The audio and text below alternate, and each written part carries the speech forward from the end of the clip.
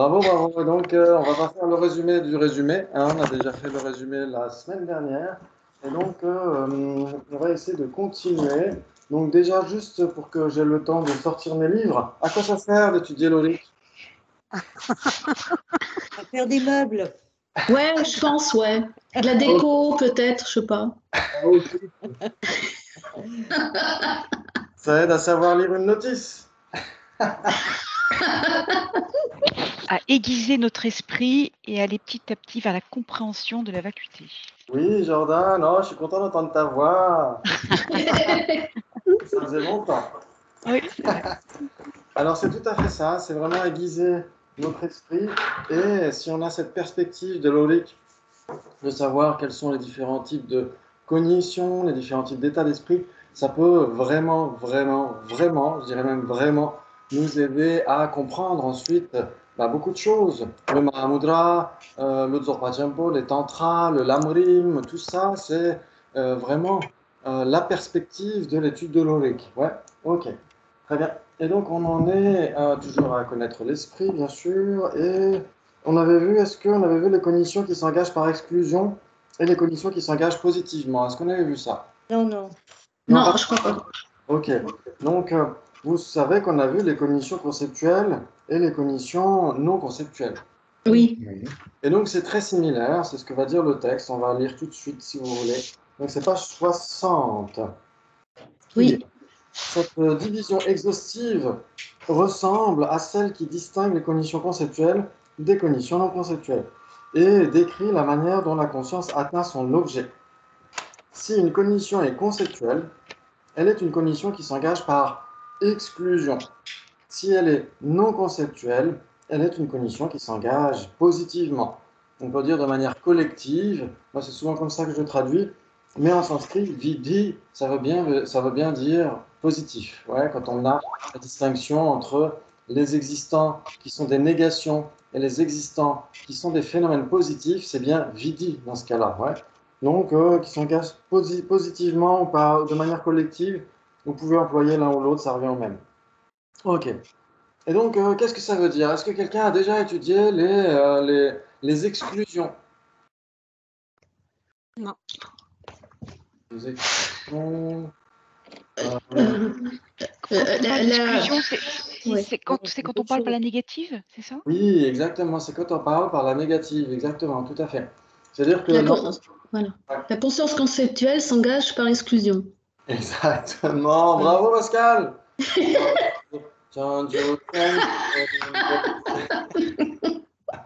c'est exactement ça. Et donc, la conscience non conceptuelle s'engage pas par exclusion. Directement. Directement, exactement. Ok, très bien. Donc, par exemple, ok, donc normalement, élimination, exclusion, exclusion d'autres, ça revient à la même chose. Ouais. Par exemple, si je dis cette tasse, est-ce que j'exclus quelque chose? Non. Ouais. Non. Non, non, pourquoi?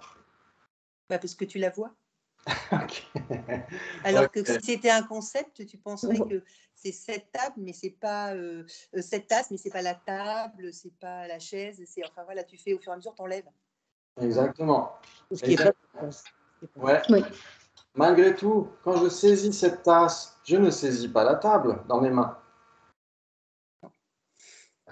On va débattre. Si par exemple, dans le placard en bas, là, dans le réfectoire Nalanda, il y a un placard avec plein de tasses, etc., de toutes les formes, de toutes les couleurs. Il y en a qui sont plutôt marrantes, il y en a qui sont très communes, etc. Et donc, j'en choisis une. J'en choisis une. Je la choisis. Je choisis celle-ci au détriment des autres. Donc, j'exclus les autres, de fait, non? Oui. Donc, c'est une exclusion? Non. Non? Non. Si je la choisis, j'exclus. Ah! Donc ça veut dire que si je regarde cette tasse, je choisis de regarder cette tasse, c'est une exclusion. Bah, je peux ne pas choisir. Je peux choisir, mais je peux ne pas choisir. On exclut toutes les autres. De toute façon, à partir du moment qu'on prend un objet, la tasse, on exclut toutes les autres. Tout à fait. Par exemple, ce matin, j'ai mis un thé fumé dans ma tasse. Je me suis dit, tiens, je vais prendre un thé noir fumé, etc. Ça fait longtemps que je n'en ai pas bu. J'ai pas mis de thé au jasmin. J'ai pas mis de thé d'une compagnie, etc. J'ai pas mis de thé de oolong, etc. J'ai mis du thé fumé. Donc, j'ai exclu les autres thés, non? Voilà, Mhm. oui. Donc, c'était quand je bois ce thé, c'est ma conscience gustative s'engage par exclusion. Non, non, non. Non, je crois pas. Je pense que c'est plutôt Non, c'est une ton histoire que tout apparaît, même si tout n'est pas conscientisé, tout apparaît à la conscience, c'est ça. Ça paraît, donc je suis omniscient, ma conscience gustative Tout est apparaît omnisciente. dans cette tasse à ta vue, mais pas réalisé. Aux consciences sensorielles, ça apparaît. Tout apparaît, mais tout n'est pas réalisé. Tout Tout n'est apparaît, pas, même le non-soi apparaît. Mais tout n'est pas réalisé, j'ai dit. tout n'est pas réalisé, ouais, c'est ça. Le non-soi est impermanent, il a la capacité Il d'apparaître. n'est pas réalisé. Il n'est pas réalisé. Oui, il y a Sabine qui veut dire quelque chose. Oui, et enfin, quand tu dis je prends la tasse, et en fait, c'est un karma volitif qui va rencontrer cette tasse. Donc, en fait, on n'exclut pas le reste. C'est en fait, ton esprit va aller sur cette tasse, mais on n'exclut pas le reste. Alors que quand on imagine la tasse, on enlève, je te dis, la table, la chaise, etc. Et donc là, il y a exclusion. Ok, ok, très bien. Donc on pourrait faire un juste milieu entre tout ce que vous dites tous, qui est très juste, à part peut-être de petits détails à corriger. Mais sinon, en effet, ce qu'il faut essayer de voir, c'est que, comme le dit Acharya Dharmakirti, n'importe quelle chose, n'importe quel phénomène est l'exclusion de ce qui n'est pas lui. Ouais. Ouais, ça veut dire que si je regarde cette table, je décide, enfin mon esprit, en effet, comme disait Sabine, avec le facteur mental intention, s'oriente vers cet objet et donc nécessairement pas vers d'autres objets. Ouais. Donc de cette manière-là, on pourrait dire qu'il y a une exclusion qui est faite, mais c'est une élimination ou une exclusion qui est implicite. Ça veut dire que implicitement, n'importe quel phénomène est l'exclusion de ce qui n'est pas lui. Est-ce que ça vous parle, cette phrase? N'importe quel phénomène est naturellement l'exclusion de ce qui n'est pas lui? Mhm. Ouais. Ça veut dire que dans l'univers, vous avez soit cette tasse, soit ce qui n'est pas cette tasse. Ouais. Dans l'univers, parmi tous les existants, vous avez soit c'est cette tasse parmi tous les existants. Donc dans la liste cette tasses, ben, on va mettre cette tasse. Et dans la colonne, ce qui n'est pas cette tasse, on va mettre beaucoup de choses. Vous êtes d'accord? Oui, On va mettre tout ce qui n'est pas cette tasse. c'est existant. Maintenant, vous mettez une grande croix, vous rayez la deuxième colonne, ce qui n'est pas cette tasse. Qu'est-ce qui reste? La tasse. Cette tasse. Mhm. Ouais, très bien. C'est la même chose que pince-pie et pince-moi. Quand pince-mi et pince-moi, c'est quoi d'ailleurs le truc? Ils sont sur un bateau Ils sont aujourd'hui. sur un bateau, voilà. Je ne sais pas si c'est ça. Il reste la barque. Voilà, pince-mi et pince-moi tombent à l'eau. Qu'est-ce qui reste? Là-bas. Et ben là, c'est la même chose. Vous éliminez toutes les non-tasses. Qu'est-ce qui vous reste? Tasse. Vous êtes d'accord? L'isola. Oui, oh oui, exactement, c'est l'isola. Ça veut dire que chaque phénomène est l'isola de lui-même, est l'isola conceptuel de lui-même. Mm. Ouais. Sauf que là, quand on perçoit cette tasse, on n'est pas en train de l'isoler conceptuellement. Vous êtes d'accord? C'est une perception directe. Mhm. Très bien. Malgré tout, quand on se dirige vers cette tasse, nécessairement, on ne se dirige pas vers les autres tasses. Ouais, quand on choisit cette tasse, on la choisit, mais au détriment des autres tasses. Donc, c'est une exclusion implicite. C'est ça que ça veut dire. C'est une élimination implicite. Ouais. Par contre, si je dis, je choisis cette tasse qui n'est pas bleue, cette tasse qui n'est pas Analanda, etc., etc., là, j'exclus explicitement, vous êtes d'accord, Mhm. qui n'est pas bleu, qui n'est pas Analanda, qui n'est pas ceci, cela, etc.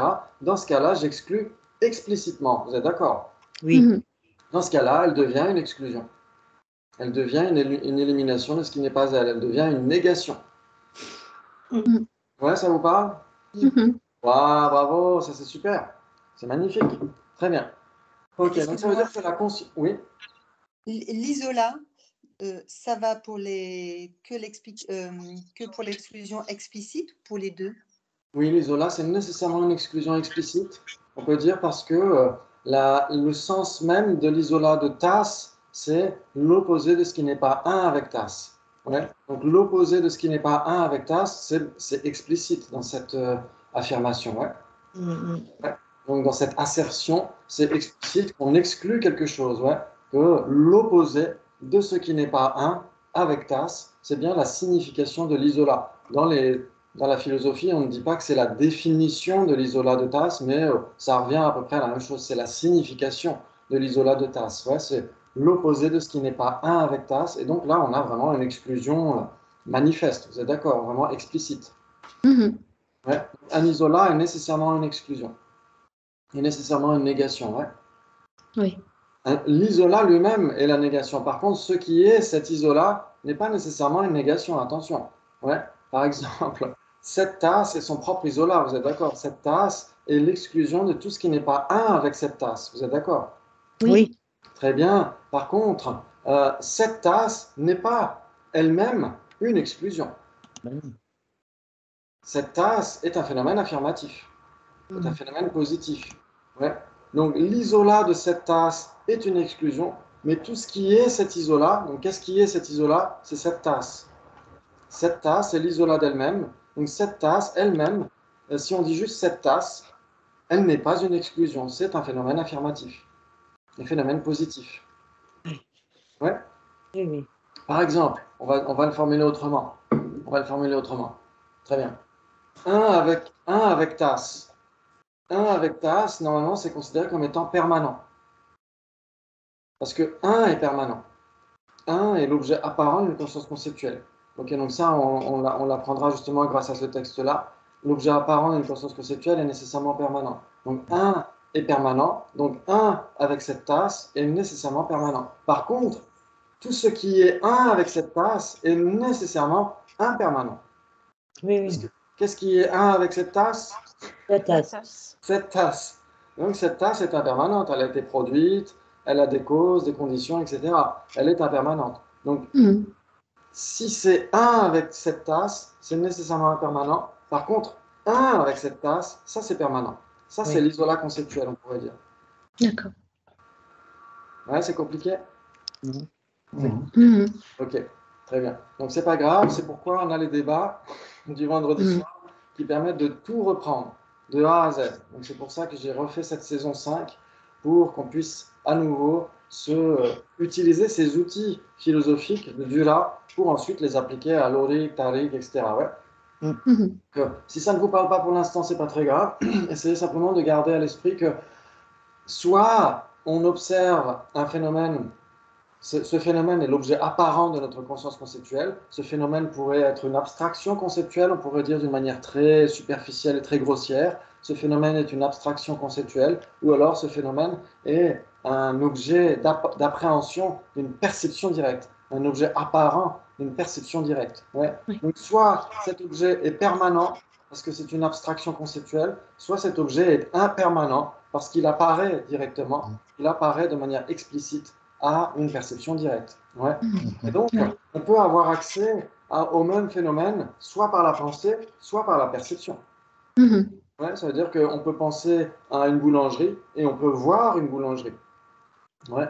Donc, quand on pense à une boulangerie, on passe par un outil conceptuel, une abstraction conceptuelle pour accéder à la boulangerie. Ouais. Et quand on la voit directement, eh ben, on n'a pas besoin de passer par l'abstraction conceptuelle, c'est direct. Ouais. Mais en effet, cette boulangerie peut très bien être l'objet d'engagement des deux, d'une conscience conceptuelle ou d'une perception directe. Ouais. Par exemple, cette tasse est bien l'objet d'engagement de notre conscience conceptuelle quand on pense l'opposé de ce qui n'est pas un avec cette tasse. L'opposé de ce qui n'est pas un avec cette tasse, c'est permanent, mais ce qui est cela, ce à quoi cela renvoie, c'est cette tasse, donc c'est impermanent. Ouais. C'est un petit peu le même problème avec les objets d'engagement et les objets apparents des consciences conceptuelles. Oui. Ouais. L'objet apparent d'une conscience, ou apparaissant, comme vous voulez, l'objet apparaissant d'une conscience conceptuelle, c'est nécessairement permanent. Oui. Ouais, parce que c'est le reflet conceptuel, c'est l'image, la représentation conceptuelle, ou c'est l'espace incomposé, les vraies cessations, enfin c'est un phénomène permanent de toute façon. Ok. Mais l'objet d'engagement d'une conscience conceptuelle peut aussi bien être permanent qu'impermanent. Mhm. On peut très bien penser à l'espace incomposé, aux vraies cessations, aux simples absences, etc. Et on peut penser à des tables, des chaises, des personnes, des tasses, etc. Ouais, ouais, ça vous parle? Mhm. Mhm. Oui. Ok, donc si c'est déjà un petit peu plus clair, là c'est vraiment très important, c'est vraiment super. Ouais, l'objet d'engagement d'une conscience conceptuelle peut très bien être permanent comme impermanent. Ouais, ça c'est très important. On peut penser à tout ce qu'on veut, tout simplement. C'est ça que ça veut dire. Ouais, c'est pour ça Oui. qu'en philosophie bouddhiste, phénomène caché est équivalent à existant. Un phénomène caché, c'est un phénomène auquel on peut penser, un phénomène auquel on pense. Ouais. Et ce phénomène auquel on pense peut très bien être permanent ou impermanent. Ouais, est-ce que Oui. ça joue jusqu'à maintenant? Si ça va trop vite, Oui. n'hésitez surtout pas, on peut répéter. Ouais, puisque sinon, parfois, il y a des gens qui décrochent parce que justement, ça va un peu trop vite et les gens n'osent pas demander à ce qu'on répète, etc. Alors qu'en live, c'est plus facile à faire. En replay, ce qui est bien, c'est qu'en replay, vous pouvez me muter, vous pouvez mettre sur pause, alors que là, en live, vous pouvez mettre sur pause, mais en signalant que, il faut calmer les chevaux. Ok. Mhm. Très bien. Est-ce que ça va jusqu'à maintenant? Oui. Oui. Ok, Oui. bravo, bravo. Ok, donc on va simplement continuer, vous verrez, ça va. Normalement, au fil du temps, en lisant ce texte, ça devrait s'éclaircir, ouais, parce que les choses vont se poser dans notre esprit. Ok. Donc, dans la division conceptuelle-non conceptuelle, la distinction porte sur ce que la cognition perçoit, selon qu'apparaisse l'objet en propre ou l'image de l'objet. Ouais, c'est ce qu'on vient de dire. Oui. Dans le cas présent, la distinction porte sur la manière dont la cognition appréhende son objet. Ouais, pour la conscience conceptuelle, c'est quel est son objet d'appréhension, quel est son objet apparent ou quel est son objet d'engagement. Ici, on parle toujours des consciences conceptuelles quand on parle des cognitions qui s'engagent par exclusion, mais surtout sur le processus. Comment est-ce qu'elle accède à son objet? Au moyen de quelle méthode elle accède à son objet? C'est ça qui fait la différence dans ce cas précis. Ouais. Ok.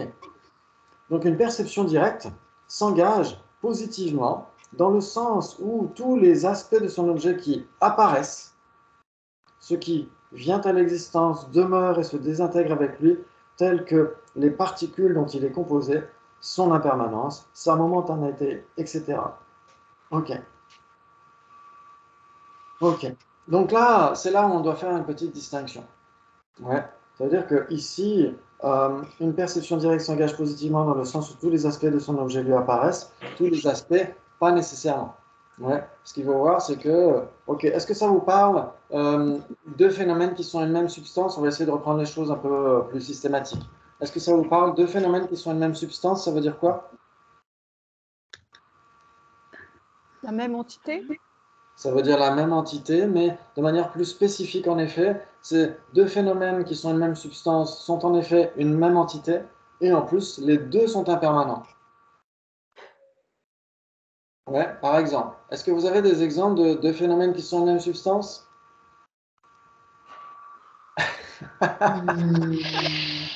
Deux pommes? Si on disait deux arbres différents. Alors, est-ce qu'ils sont une même substance? Alors, essayez de garder à l'esprit que être une même entité, ça veut dire quoi? Ou être une même substance? C'est-à-dire que deux phénomènes sont une même substance, quand les deux n'apparaissent pas séparément à la perception directe à laquelle ils apparaissent. La table et sa couleur. Voilà, la table et sa couleur. Alors Donc, l'arbre et les feuilles. ou l'arbre et les feuilles, exactement. Oui, tout à fait. Le tout et ses parties. Exactement. Oui, donc deux phénomènes sont une même substance quand ils apparaissent à une même perception directe et n'apparaissent pas séparément. Ouais. Donc l'arbre et ses feuilles, la table et sa couleur, la perception directe n'est pas capable de les distinguer. Vous êtes d'accord? Qu'est-ce qui les distingue? La conception. La conception, c'est la conception qui est capable de dire les parties et le tout, la couleur et la table. Mais la perception directe, elle, n'est pas capable de les distinguer. Vous êtes d'accord? Mhm. Oui. Ok, et donc c'est ça que ça veut dire de phénomènes qui sont une substance. En sanskrit, c'est plus facile, c'est ekadravya, ça veut dire une substance. Ou tibétain, c'est dzétik. Mais dans certains textes, ils disent une même entité substantielle. Donc c'est un petit peu plus compliqué. Et moi, je parlais comme ça il y a quelques temps. Mais c'est plus facile de dire une substance. Ça veut dire que notre perception directe n'est pas capable de distinguer ces deux phénomènes impermanents, tout simplement, ouais. Mhm. Ok, c'est ça que ça veut dire. Deux phénomènes qui sont une même substance, essayez de garder bien ça à l'esprit. Et ensuite, il y a deux phénomènes qui sont simultanés. Ça veut dire quoi? En même temps, Ça veut dire en même temps, ok. Oui, oui, mais on peut les distinguer. Séparés. On pourrait les séparer, on pourrait les distinguer, exactement. Pas nécessairement, mais c'est tout à fait possible. Ouais, par exemple, ici, Elisabeth Napper dit, ok, tous les aspects de son objet, tout ce qui vient à l'existence, demeure et se désintègre avec lui. C'est ça que ça veut dire. Ce phénomène et un autre phénomène apparaissent en même temps, demeurent en même temps et cessent en même temps. C'est ça que veut dire la simultanéité. Mhm. Ouais. En tibétain, littéralement, c'est dubde chik. Ça veut dire qu'ils sont établis en même temps et ils demeurent en même temps. C'est ça que ça veut dire en tibétain. Mais si on comprend la simultanéité en français, on peut parler de simultanéité tout simplement. Deux phénomènes qui naissent en même temps, demeurent en même temps et cessent en même temps. Donc il faut qu'ils soient impermanents pour naître en même temps. Vous êtes d'accord? Oui, oui, oui. Les permanents ne naissent pas, ne sont pas produits. Mhm. Donc là, on parle des impermanents. Ouais. Donc ils sont produits en même temps, qui demeurent en même temps et qui cessent en même temps. Ça, c'est la simultanéité. Ouais, très bien. Est-ce que vous auriez un exemple de deux impermanents qui sont simultanés?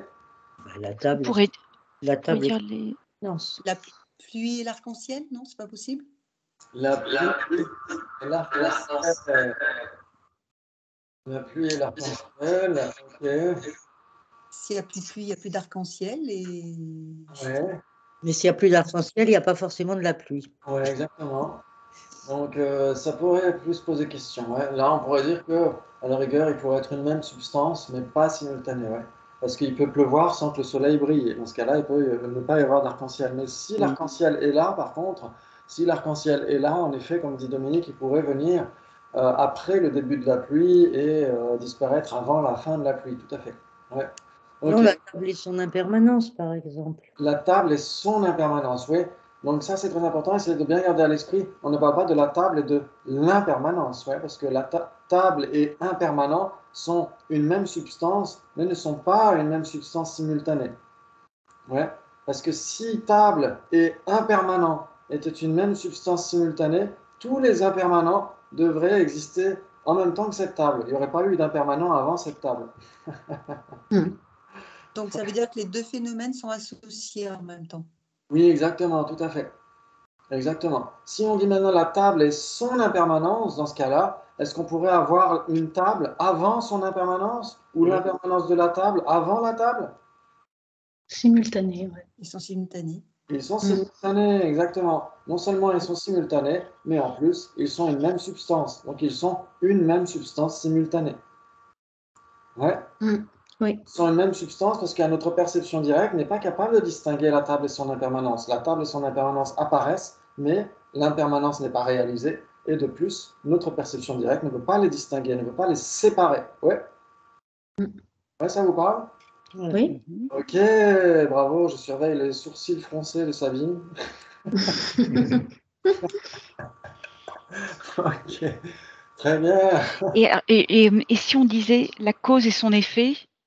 Ah, la cause et son effet, ça c'est un très bon contre-exemple. Bravo Jordan. La cause précède l'effet. La cause, en cause effet, doit précède. nécessairement précéder son effet chez les Sautrantika. Ouais, à partir des Sautrantika et toutes les autres écoles, la cause doit nécessairement exister avant son effet. Ouais. Oui, Mhm. mais s'il y a une cause, il y a automatiquement un effet. Oui, une cause est nécessairement un effet, on est d'accord. Une cause est nécessairement un effet. Donc on peut dire cause et effet. Cause et effet, en général, sont une même substance et sont simultanés, vous êtes d'accord? Ok, si on dit cause et effet. Par contre, si on dit une cause et son effet, là c'est tout le contraire. D'accord. Ok. En plus, ils ne sont pas simultanés parce que l'une existe avant l'autre, et en Oui, plus, oui, ce tout à sont fait. deux substances différentes. Ouais. Oui. Oui. Ah, bravo, bravo, bravo, magnifique. Très important d'apporter des contre-exemples pour qu'on puisse voir à peu près où ça s'arrête, ce type de compréhension, comment dire, de notion. Ouais. Oui. Où commence une notion et où elle s'arrête, etc. Et quels sont ses opposés, etc. Ok. Waouh, ça c'est vraiment les bases, les bases, les bases de la philosophie bouddhiste et ça va nous aider énormément pour la suite si vous étudiez ensuite le Madhyamaka. Comment, pourquoi est-ce qu'Arya Nagarjuna se pose la question entre le feu et le combustible dans le chapitre 10, ou la personne et ses agrégats dans le chapitre 18, ou le Bouddha et ses agrégats dans le chapitre 22. Ouais, il compare des phénomènes qui semblent être une même substance, ouais. Et en effet, ils sont une même substance. La personne et ses agrégats sont une même substance, et une même substance simultanée. Mais est-ce que ça veut dire qu'ils sont un? Et non. Et Ils sont non, ils ne sont composés. pas. Ouais. Oui, ils ne sont pas un, ils sont distincts. Ils sont distincts pour la conception. Ah, c'est magnifique. Ok, ok, ok.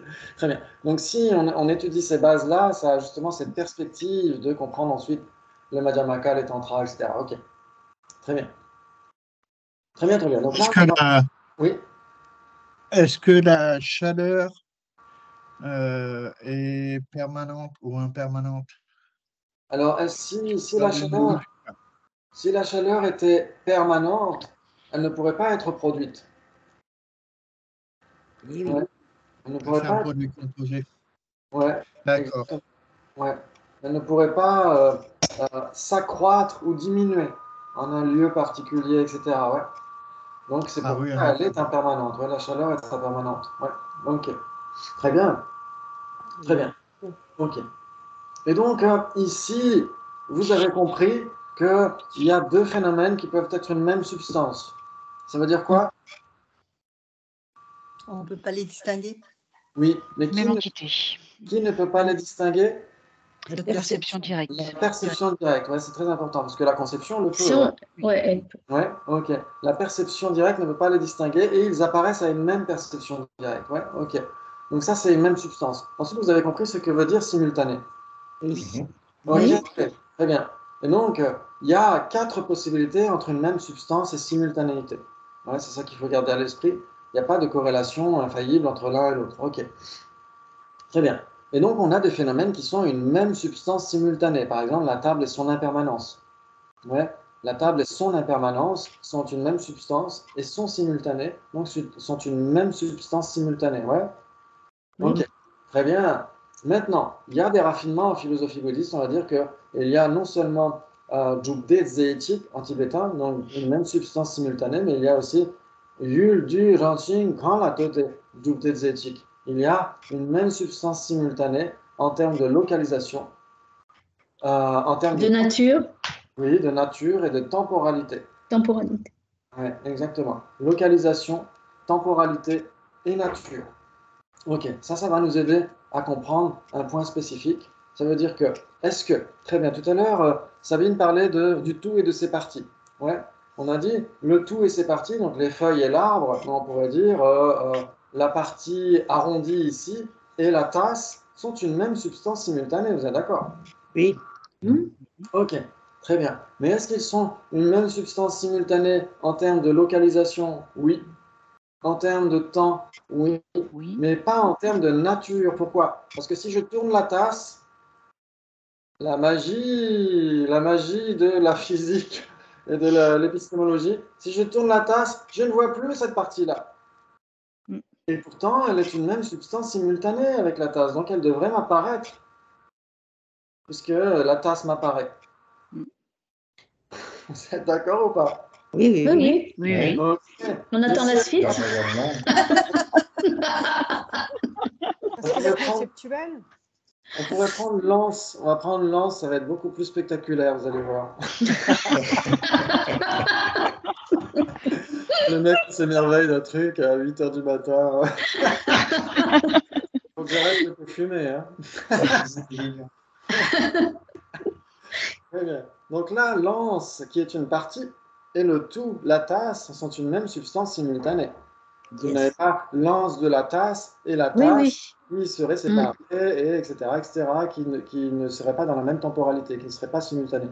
Donc elles sont une même substance simultanée. Maintenant, oh magie, je tourne la tasse, et bizarrement, je ne vois plus l'anse de la tasse. Elle est cachée, elle est bien cachée, comme dans Camelot. Elle est bien cachée, et donc si elle ne m'apparaît pas, ça veut dire qu'elle n'est pas la même nature que le tout. Une partie n'est pas le tout. C'est ça que ça veut dire. elle n'est pas une même substance simultanée en termes de localisation, temporalité et nature. Elle n'est pas une même substance simultanée en termes de nature. Vous êtes d'accord? Oui. Par exemple, quand deux phénomènes sont une même nature, l'un est une instance de l'autre, l'autre est sa généralité. Ouais, par exemple, table et impermanent. Table et impermanent. Table est une instance d'impermanent. Pourquoi? Parce qu'elle est impermanente. Elle est une même essence avec impermanent. Et il y a plein d'autres phénomènes qui sont impermanents mais qui ne sont pas table. Ouais. Donc table et impermanent sont une même nature. Ça veut dire que table est un impermanent. Ouais, vous êtes d'accord? Oui, Mais oui, l'anse n'est pas une tasse. Une oui. partie n'est pas le tout. C'est pourquoi elles sont bien une même substance simultanée, mais pas en termes de nature. Donc, il faut préciser, quand on dit même substance simultanée, il faut préciser. Si on ne précise pas, c'est qu'il y a les trois, et sinon, il faut préciser. Oui, exactement. Tout à fait. Exactement. Ça veut dire que ici, Elisabeth Napper ne précise pas, parce qu'elle fait juste une introduction, mais en effet, tout ce qui est une même substance simultanée ne m'apparaît pas nécessairement, contrairement à ce qu'elle dit. Ouais, par exemple, la partie ouest, quand je suis à l'est, ne m'apparaît pas, tout simplement. Ouais. Ouais. Mais si la partie ouest revient à l'est, à ce moment-là, oui, elle va m'apparaître. Donc c'est juste une petite nuance qu'il faut essayer de faire ici. C'est que tout ce qui est une même substance simultanée avec un tout ne va pas nécessairement apparaître parce que cette partie, justement, n'est pas le tout. Et donc elle peut être obscurcie par un effet d'optique ou une localisation différente, etc., etc. Ouais, ça joue? Mhm. Oui. Ah, bravo! Alors là, on a creusé quelque chose de très, très praliné, là. C'est du praliné à l'amande. Et Le le temps devant là-dedans, et Oui, le le devant temps. et l'arrière. oui. Le devant et l'arrière, oui. Oui, c'est quoi alors ça? Alors, ce sont des C'est parties pas du comme tout. l'est. Ce sont des parties du tout. Oui, ce sont des parties du tout. Alors que bien sûr que ici, le devant de la tasse, il est devant parce qu'elle est posée comme ça. Mais si je fais mon tour de magie, et que très rapide et très, très dextre, ici, ici, le devant devient l'arrière, on est d'accord. Hmm. Ouais. Donc ça veut dire que le devant de la tasse, on pourrait dire que dans certains cas, c'est obligatoire. Par exemple, ici, le devant du livre ne peut pas être l'arrière du livre. Ouais, c'est-à-dire que dans notre convention, le devant du livre, bah, c'est la première page de couverture, on est d'accord. Et que l'arrière du livre, c'est la quatrième de couverture. Ouais. Et donc c'est comme ça qu'on va faire des distinctions. Mais pour une tasse, qui va dire qu'il y a un devant? Par exemple, pour moi, qui suis plutôt gaucher, quand j'utilise une tasse, le devant, ça va être ce qui est ce côté-là. Ouais. Mais pas nécessairement. Je peux très bien l'utiliser comme ça parce que je fais autre chose, etc. Ou je fais pas attention à ce que je fais. Et donc je peux très bien l'utiliser de la main droite et ce sera. Ah bah si, toujours le même côté. Et il y a une Pardon, vas-y Sabine. Vas-y. Oui, Tu Sabine? avais dit la nature, l'espace et le temps. Tu peux Oui. donner un exemple avec le temps, s'il te plaît? Alors le temps, c'est presque obligatoire. Ça veut dire que dès l'instant où on parle de simultanéité, c'est Forcément. presque obligatoire. Ouais, ça veut dire que tout ce qui est une même entité, une même substance simultanée avec la tasse doit nécessairement avoir le même temps, la même durée que la tasse. Ouais. Donc c'est Mais, toujours là, en fait. ouais. Mais après, on pourra avoir des nuances. Par exemple, si on parle de la couleur de la tasse, si je la repeins, ah!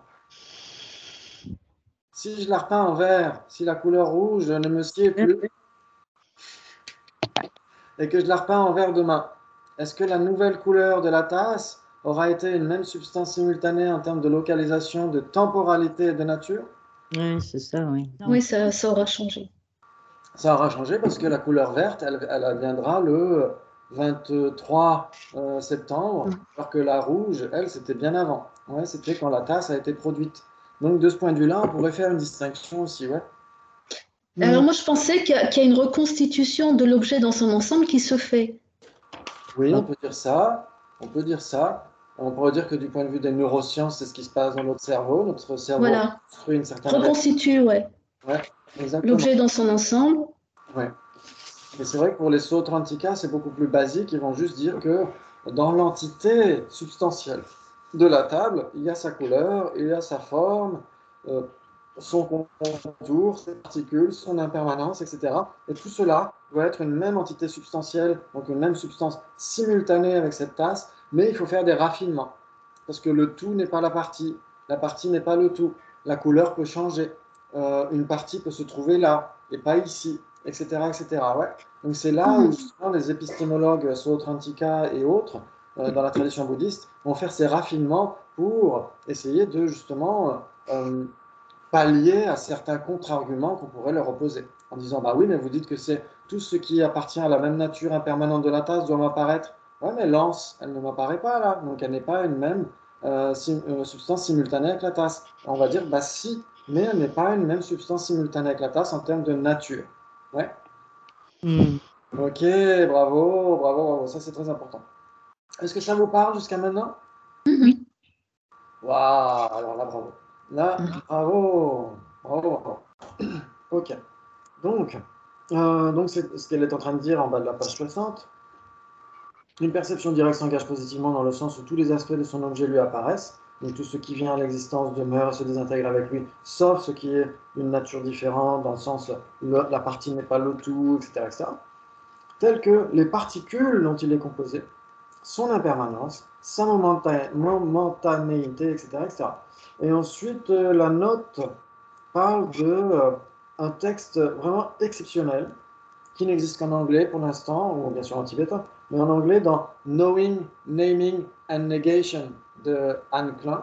Donc ça, c'est vraiment exceptionnel. Ce texte de Tendai Larampa, pour ceux qui ont fait un P-BA, ce nom de Tendai Larampa, ça doit leur parler. C'est quand on étudie le Sutra du cœur, on étudie en fonction du commentaire de Tendai Larampa.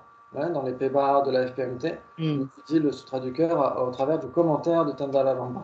Donc c'est ce grand maître qui était mongol, je crois, et qui a fait un texte sur les phénomènes spécifiquement caractérisés et généralement caractérisés qu'on retrouve dans Knowing, Naming and Negation, et c'est passionnant. C'est pour ceux que ça passionne.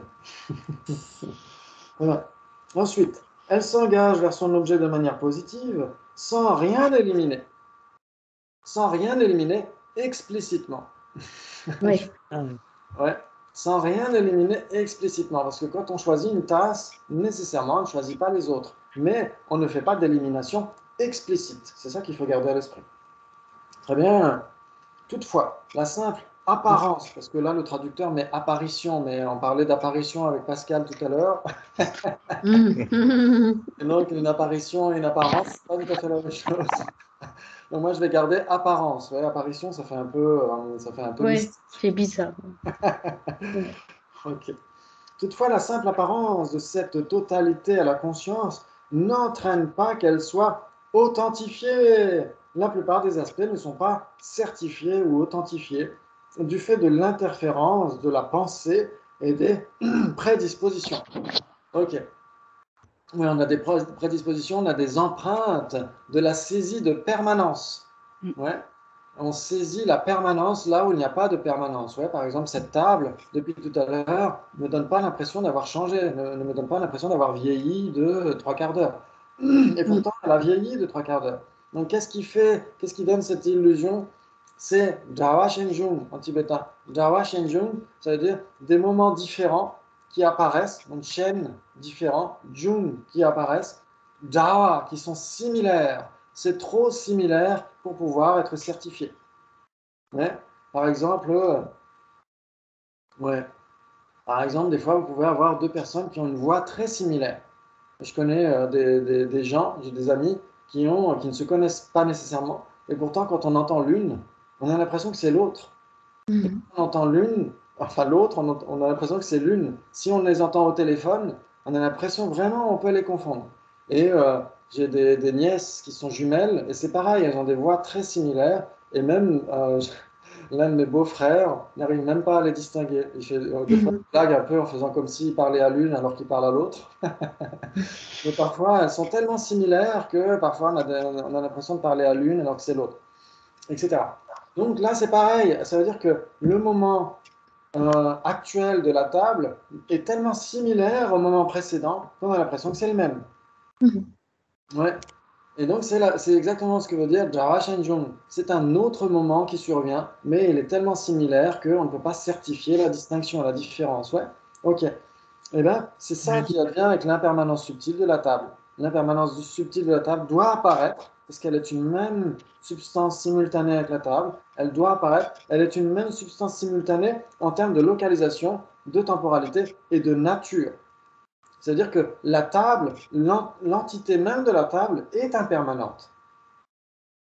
La table est une forme et son entité entière est imprégnée d'impermanence. Ouais. Il n'y aurait pas une partie de la tasse. Si je tourne la tasse ici comme ça, je ne pourrais pas me dire, ah bah là, je vois plus son impermanence ne m'apparaît plus. Ou alors là, tiens, elle m'apparaît. Là, elle m'apparaît plus. Pas du tout. Elle apparaît dans tous les cas. Ouais. Malgré tout, l'impermanence est un phénomène trop subtil pour que je puisse le certifier. Ouais. Oui. Voilà, bravo, bravo. C'est très important. Très bien. Et alors, Jinpa, Oui. un esprit qui a réalisé la vacuité directement Oui. pourrait se tromper face à deux personnes qui ont des voix très similaires? Alors, là, si on parle dans la tradition mahayaniste, ouais, pour la vacuité, donc un arya, est-ce qu'un arya a toujours des cognitions fausses? Je pourrais dire que oui, pourquoi pas. Sauf s'il perçoit ces deux personnes de manière yogique. Oui, Ouais, ça veut dire que, imaginons que cet arya cherche à réaliser la vacuité de cette personne ou la vacuité de cette autre personne, etc. Dans ce cas-là, il ne perçoit même plus les bases qualifiées. Si c'est un arya qui n'est pas un Bouddha, il ne perçoit plus les bases qualifiées par la vacuité, donc il va simplement percevoir une vacuité et ne va même plus faire la distinction par rapport à la vacuité d'une autre personne, etc. Si au contraire, maintenant cet arya réalise directement l'impermanence subtile de cette personne, il doit nécessairement faire la distinction. Parce que c'est ce que dit Acharya Dharmakirti quand il dit les sages, quand ils ont une réalisation yogique, cette réalisation yogique certifie tous les aspects. Oui. Ouais. Ça veut dire que le sage qui a une réalisation yogique, le sage l'Arya, qui a une réalisation yogique de l'impermanence subtile d'une personne, doit percevoir l'agrégat de cette personne, l'agrégat formel de cette personne, et certifier tous ces aspects, c'est-à-dire ne pas avoir des conditions fausses. Ouais. Donc ça dépend ce qu'il doit réaliser. Ouais. Mais en tout cas, un Arya peut toujours avoir déjà des consciences erronées, il peut avoir des consciences conceptuelles, et il peut toujours percevoir des mirages, etc., etc. Donc il peut toujours avoir ces consciences fausses, non conceptuelles. Ouais, ça peut toujours arriver. Ok, très bien, très bien. Très bien. Et donc là, on est toujours en haut de la page 61. Dans le cas d'une personne ordinaire observant un pot, sa désintégration, moment par moment, n'est pas perçue. En fait, elle apparaît, mais elle n'est pas certifiée. Ouais.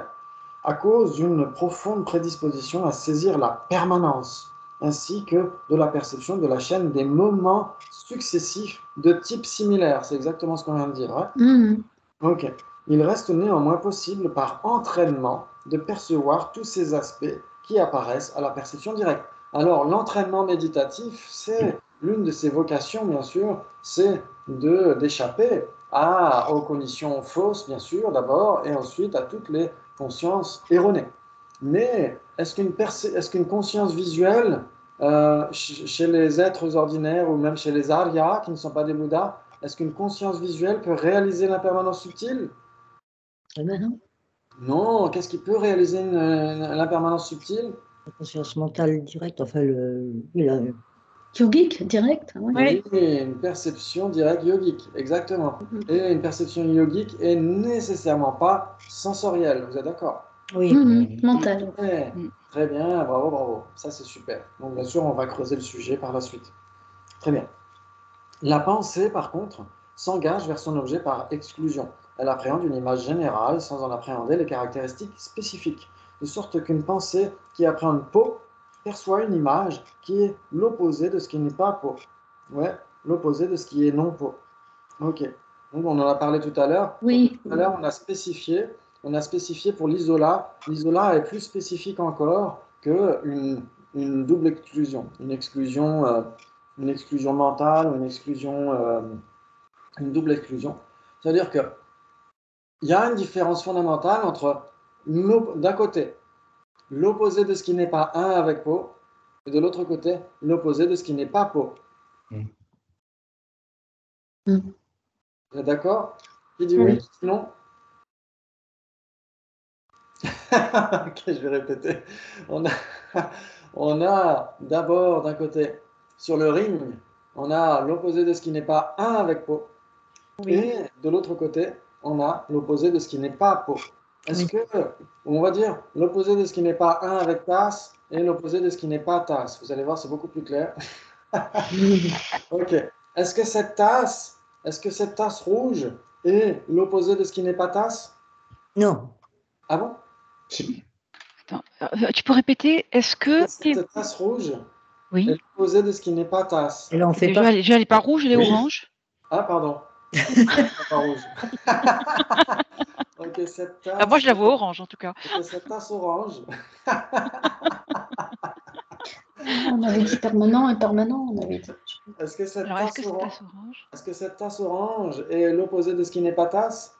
Elle en fait partie. Mais Donc, si on n'est pas d'accord avec le fait qu'elle soit l'opposé de ce qui n'est pas tasse, elle sera l'opposé de ce qui est tasse. non, elle en fait partie de l'opposé de ce qui n'est pas Ah, mais tasse. ça, c'est pas ma question. C'est pas ma question. Est-ce que cette tasse orange Et est l'opposé de ce qui est tasse ou est l'opposé de ce qui n'est pas tasse? l'opposé de ce qui n'est pas tasse, c'est tasse. Exactement. Et donc, est-ce que cette tasse est une tasse ou pas? Oui, Oui. mais Oui. Ah, et donc cette tasse orange est l'opposé de ce qui n'est pas tasse. Oui. Oui. Est-ce que Et c'est- l'opposé de ce qui n'est pas un avec tasse, c'est l'isolat de tasse. Alors oui, là, si on parle de... Est-ce que Donc- cette tasse orange est l'opposé de ce qui n'est pas un avec tasse? C'est ce qu'on avait dit tout à Non. l'heure, hein, en permanent et impermanent. Non. C'est pas ma question.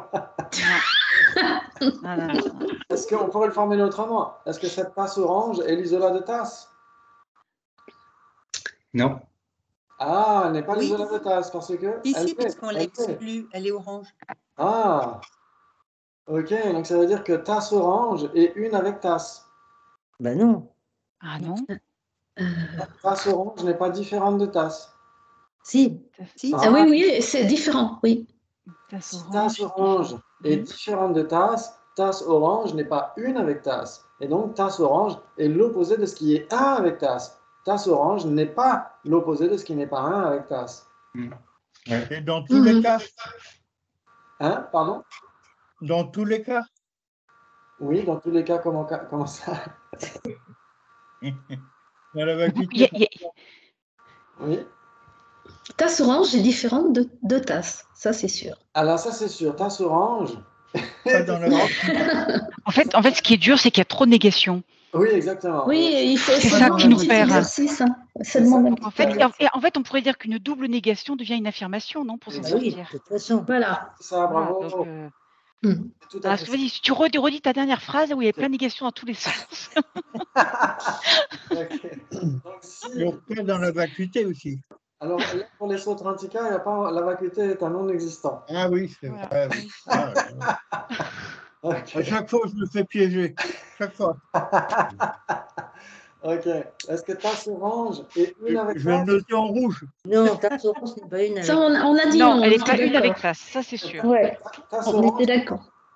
tasse orange est différente de tasse, donc tasse orange n'est pas une avec tasse. Oui. Oui, Oui. Si c'est différent de tasse, c'est nécessairement pas un avec tasse. Donc, avec ça, tasse, d'accord. c'est la session des débats qu'on a eu vendredi dernier. Donc, je vous encourage à revoir cette session, justement, à commencer Oui. à voir ce que veut dire la différence, ouais, pour bien comprendre, pour bien comparer les phénomènes. Ok, très bien. Donc, si cette tasse orange est différente de tasse, elle n'est nécessairement pas une avec tasse. Oui. Mais tasse orange est une tasse. Tasse orange est tasse. Ouais. Tasse orange est tasse, mais n'est pas une avec tasse. Mhm. Mhm. Ça, c'est très important. Ouais. C'est-à-dire que tasse orange est impermanente, mais tasse orange n'est pas une avec impermanent. Voilà, Vous êtes d'accord? c'est ce qu'on a dit tout à l'heure. Ouais. C'est-à-dire qu'un phénomène peut être impermanent sans être un avec impermanent. Et un phénomène peut être une tasse sans être une avec tasse. Cette tasse est une tasse tout en étant différente de tasse. Oui, bien sûr. Je regarde les sourcils de Sabine. C'est la spécificité de cette tasse orange avec la généralité tasse, en fait. Oui, exact. Tout C'est à fait ça. C'est tout à fait ça. Ça veut dire que la spécificité de cette tasse orange est imprégnée par la généralité tasse sans être exactement la même chose que cette généralité tasse, en effet. Puisque c'est un phénomène particulier, c'est Une instance. Une instance, exactement. Mm.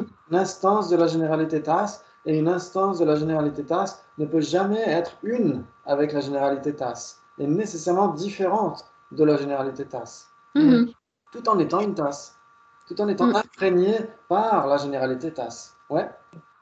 Ça joue? Ouais. Est-ce que ça joue pour tout le monde? C'est la même chose quand tu parlais d'impermanent, Oui, d'un impermanent.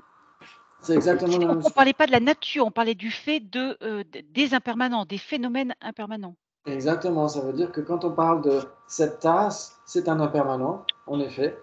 Cette tasse est impermanente, mais cette tasse n'est pas une avec l'impermanent, avec la généralité La impermanente. généralité. Ok, Ouais. d'accord. Ouais, parce que c'est nécessairement différent, vu que c'est une instance d'impermanent. Ouais. Oui, tout à fait. Ah, bravo! Alors là, c'est magnifique. C'est magnifique.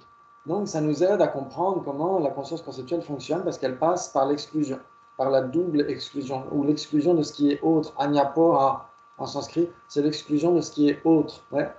Et donc, on essaiera de voir, peut-être on creusera le sujet. J'avais préparé un petit peu la suite. Ouais, j'avais préparé la suite, mais c'est pas grave, on pourra voir ça vendredi prochain. Je crois que vendredi prochain, c'est Et alors, possible. Jinpa, Ouais. on étudie tout ça, là, cette histoire d'exclusion, d'élimination, donc de comprendre comment travaille la cognition conceptuelle. Parce que quoi? Parce qu'à la base, au final, il faudrait s'en défaire, parce que si on veut aller vers une réalisation directe de la vacuité, il ne faut plus réfléchir comme cela? Alors, on pourrait le formuler comme ça, on pourrait se dire que... Pardon, je finis. Parce que Vas-y. en réfléchissant, en ayant une cognition conceptuelle qui s'engage par exclusion, quelque part, on met de la permanence dans l'objet. Alors, on pourrait aussi le formuler comme ça, mais ce qui compte, c'est de voir que le fait que la conscience conceptuelle s'engage par exclusion, ça veut dire qu'elle est beaucoup plus pauvre qu'une perception directe. Et donc, en effet, à terme, on devrait la surpasser. On devrait aller au-delà de la conscience conceptuelle pour n'avoir que des perceptions directes, dans l'état de Bouddha, bien sûr, mais avant cela, c'est ce que dit d'ailleurs la dernière phrase de cette la page 62. Parvenu à ce stade, la pensée n'est plus nécessaire. Mais avant cela, il n'existe aucun moyen de progresser sans l'utiliser. Ça veut dire quoi? Ça veut dire que la conscience conceptuelle a un ancrage dans la réalité. Elle a un ancrage dans la réalité, elle n'est pas totalement à côté de la plaque. Ouais. Sinon, il faudrait surtout pas penser. Il faudrait se dire, il faut surtout pas penser. Et donc, dans ce cas-là, on n'est que dans une perception directe, un ressenti direct, etc. Et dans ce cas-là, on est sûr d'être dans le vrai. Sauf que tout ce qui existe n'apparaît pas à nos consciences sensorielles ou à nos consciences directes, nos perceptions directes. Tout ce qui existe, par exemple, le non-soi, ou la vacuité pour le Mahayana, la existence humaine, le samsara, les trois joyaux, le karma, les perfections, l'état de bodhisattva, l'état de Bouddha, etc. Tout cela, est-ce que ça apparaît à nos perceptions directes? Un peu long. Et non.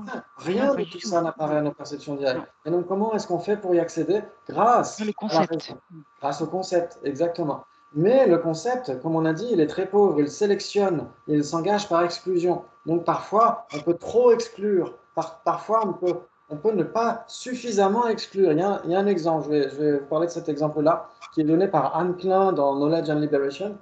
Et donc c'est Joe Atisha, qui était au Tibet, bien sûr, il a passé plus de 10 ans au Tibet. Et donc il a bien sûr, de temps en temps, essayé d'apprendre un peu la langue. Ouais. Et donc, une fois, il a demandé à ses disciples tibétains, tiens, qu'est-ce que c'est que ça? Et donc, lui, il montrait la pierre. Ouais. Et donc, on lui a dit, c'est un rocher. OK. Et donc, un jour, ils étaient en train de marcher et il leur a dit, attendez, il faut que je m'arrête, j'ai un rocher dans ma sandale. Oui. Et lui, il voulait parler de pierre, mais il avait tout simplement sa conscience conceptuelle. Merci, Christine. À bientôt. Et sa conscience conceptuelle n'avait tout simplement pas exclu la taille du caillou et du rocher. Ouais, n'avait pas fait sa distinction. Et donc, soit on exclut trop, soit pas assez. Par exemple, vous avez tous l'habitude du Madhyamaka. Le Madhyamaka, c'est quoi? C'est la voie médiane entre l'absolutisme et le nihilisme. L'absolutisme, c'est ne pas réfuter assez, et le nihilisme, c'est trop réfuter. Réfuter, oui. Parce que notre conscience conceptuelle, elle s'engage par exclusion et parfois elle exclut trop et parfois pas assez. Donc c'est pourquoi on doit apprendre ce qu'est une conscience conceptuelle pour la raffiner autant que possible et pour être en accord avec la réalité et ensuite dépasser cette image mentale et arriver à une réalisation yogique. Ouais, c'est le principe même de cette étude. Ouais. Ok. Wow, bravo, bravo. Et donc la fois prochaine, on essaiera de terminer ce passage sur l'exclusion, les consciences qui s'engagent par l'exclusion, et on verra la dernière division bipartite de cette introduction. Et il y a des choses un peu croustillantes aussi, je vous le conseille. On va s'amuser aussi pour 2-3 détails. On ne va pas parler de tous les facteurs mentaux parce que souvent, quand on étudie l'aurique, on étudie la division septuple en particulier, puis tripartite, bipartite. Et quand on passe aux facteurs mentaux, on étudie un autre texte en général qui s'appuie sur l'Abhidharma Samutthaya en particulier, etc. Et donc là, on parlera juste de 2-3 détails des similarités, etc., des similitudes entre les facteurs mentaux et les consciences principales. Et on entrera dans le commentaire de la Rinpoche. Ouais, super. Est-ce que vous avez une petite question? On a 2 minutes. Ou pas? Sinon, c'est pas grave. Sinon, ce soir, il y a le débat à 20h30 pour essayer de creuser à nouveau cette notion de différence. Qu'est-ce qui fait la différence? Qu'est-ce qui fait la contradiction? Et on va essayer de voir les relations logiques. Et ensuite, peut-être pas cette fois-ci, mais la fois prochaine, on entrera dans le syllogisme. Ouais, pour essayer de voir quelles sont les différentes réponses d'un défenseur approprié. Donc, on y va vraiment pas à pas. Ouais, ça marche? Ok, merci. Ok, merci. Vendredi prochain. Merci, au revoir. Vendredi prochain, il y aura Connaître l'esprit, ouais, aussi. Ouais, tout à fait. Merci beaucoup. Merci, bonne journée. Bonne journée. Ciao, merci.